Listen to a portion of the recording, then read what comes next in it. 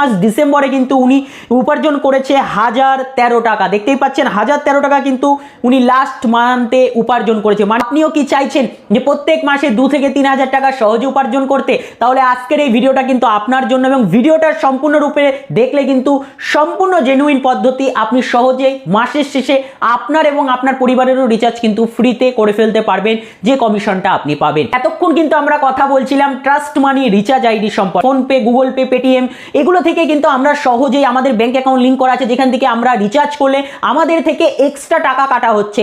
অর্থাৎ আপনি যদি 239 টাকা রিচার্জ করেন, সেখানে কিন্তু আপনার 241 টাকা বা 42 টাকা প্ল্যাটফর্ম ফিজের নামে কাটা হচ্ছে। কোনো রকম ভাবে কিন্তু আপনাকে কোনো ক্যাশব্যাক দেওয়া হচ্ছে না।